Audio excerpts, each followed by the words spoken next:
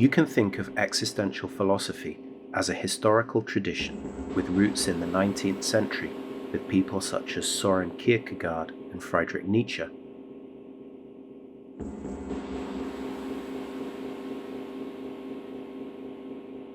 But which really took hold in the 20th with philosophers like Jean-Paul Sartre, Simone de Beauvoir and Frantz Fanon. As a tradition, although it had an enormous cultural impact, existentialism is really over. It's the object of historical study. But the things that these philosophers wrote about still speak to us today. Because what they were writing about was, in essence, the lived experience of people searching for meaning in an intrinsically meaningless world. And that hasn't gone away.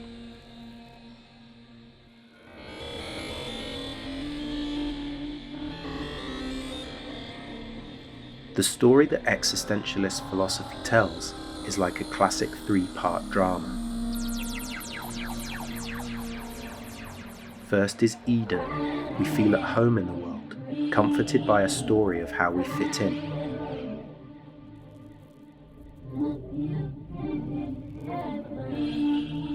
Perhaps that story is religious, maybe it's moral or political, or a faith in scientific progress.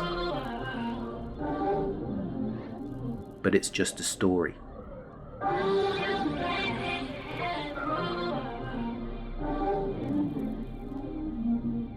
The innocence of childhood and the solidity of a meaningful world are shattered by what Nietzsche calls the death of God.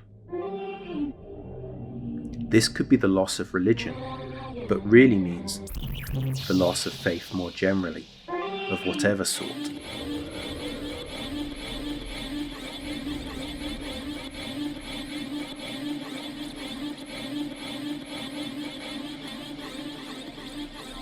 The move to maturity is the point at which those idols that give us meaning are seen as empty, and with it comes the fall into a meaningless world. A world in which we don't feel at home, where there is no place carved out for us.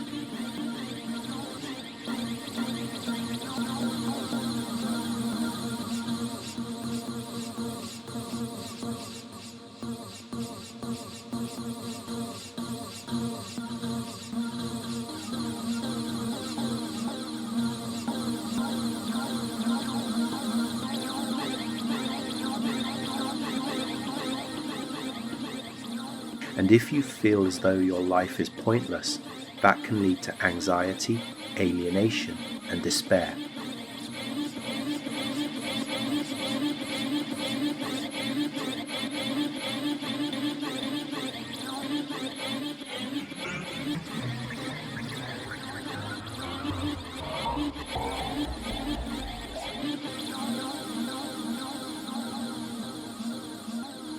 What we need is to find a way to create meaning. In a world where meaning isn't there to be found, we need to make it for ourselves. In that way, the hope is that we can live in a way that is authentic rather than alienated.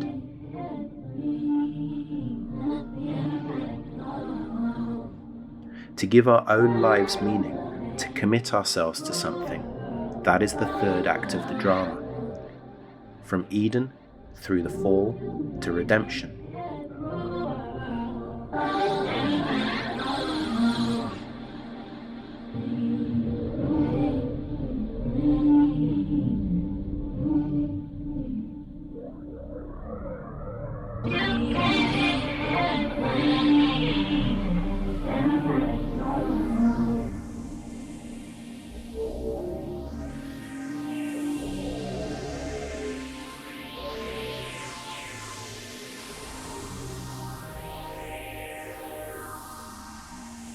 Freedom is at the centre of existential philosophy. Existentialists want to impress on us the extent of our freedom. But there are different notions of freedom.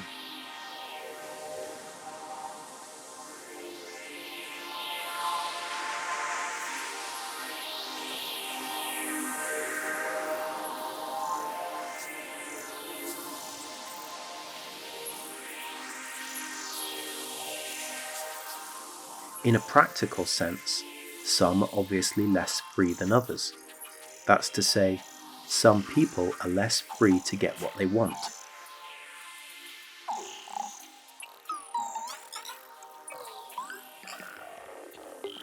But we all have freedom of choice. We all choose what to do with the options we have. We're constantly making choices, and that choice can make us dizzy.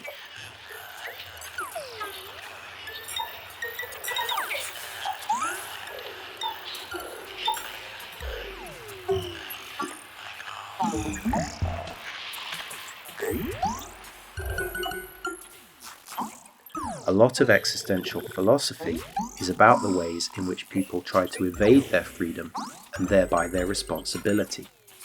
If we can think that we do this or that thing because of the sort of person we are, then we can think that we're not really responsible for our actions and their consequences. Sometimes that means thinking of oneself as having a fixed character, like, I did it because I'm lazy, or because I'm weak-willed, or whatever.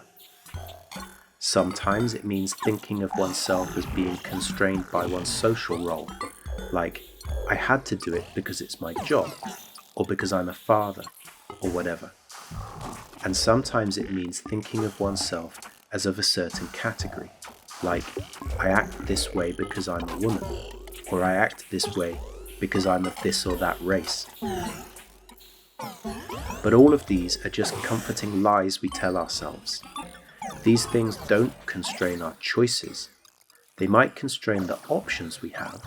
The fact that I have this or that job, or that I fall into this or that category, can have a big effect on what I can feasibly do.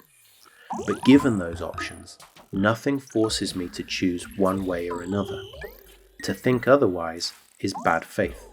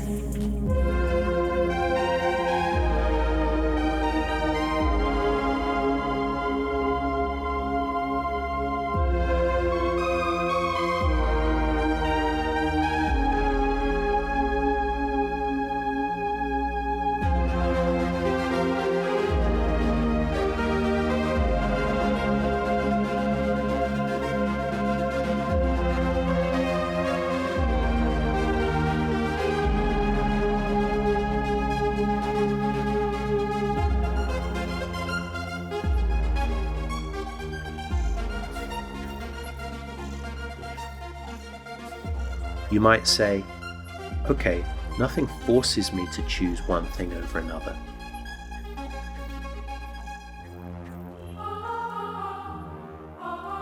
But sometimes I have good reason to choose the way I do.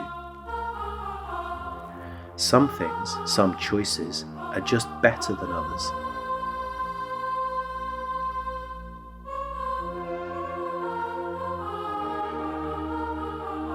So, if you like, I'm forced by reason. But is that right?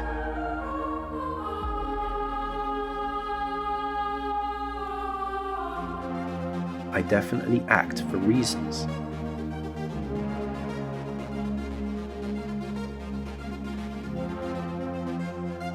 A reason is just an answer to the question, why?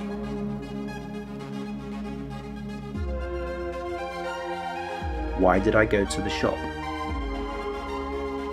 To buy bread.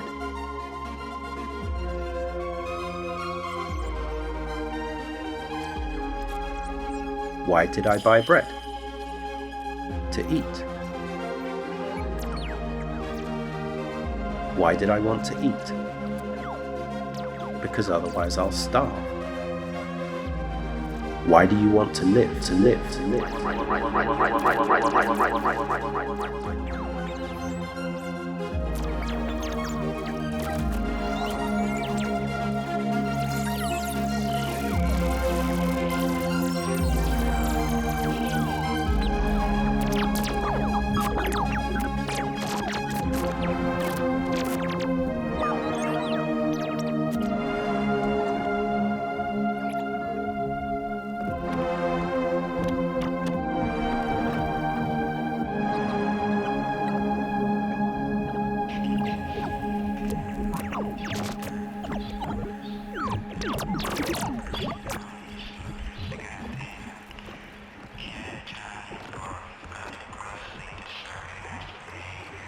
Is there any end to this series of questions?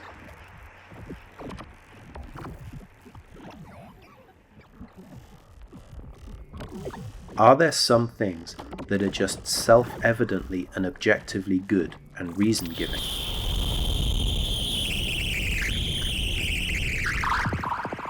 Sartre didn't think so. Values just aren't a part of the objective world in that way.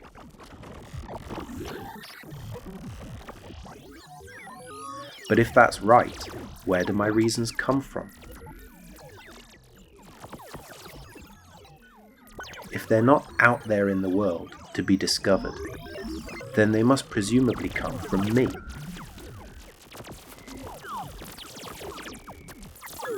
The idea is that I choose what my reasons are by making a choice of myself, by answering that final question. Why do I want to live? What sort of person do I want to be?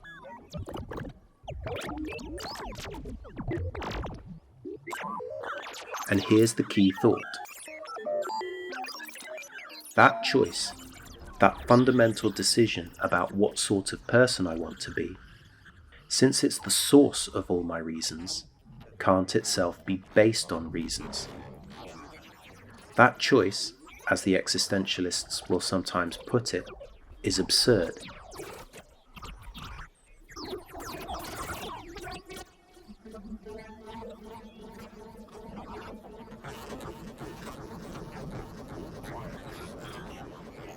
So I have to make choices, but ultimately they aren't grounded in anything.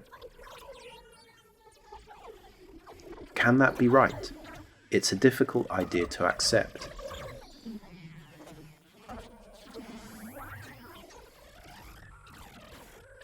Perhaps reasons are neither out there in the objective world, nor things that I alone choose. Perhaps instead, reasons come from us.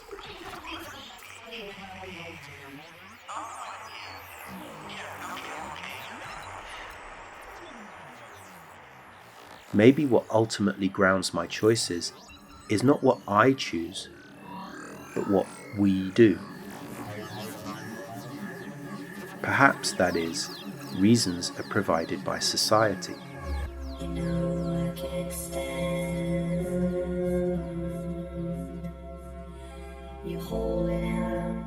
The danger that way, though, is alienation, what Kierkegaard calls being lost in the crowd. If at rock bottom the reason to act one way rather than another is that this is what we do, then what has happened to the individual?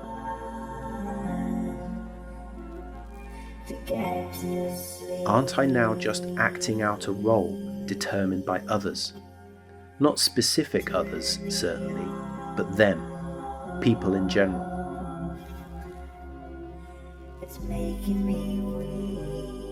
But I'm not a person in general. I'm an individual. So meaning and how to live is not given, not by the world, not by my society.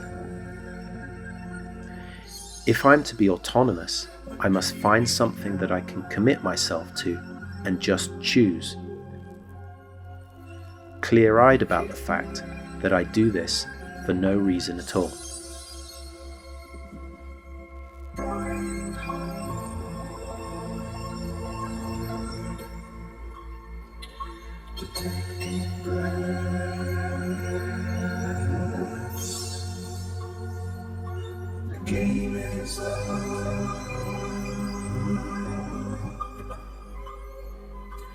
There's not much left.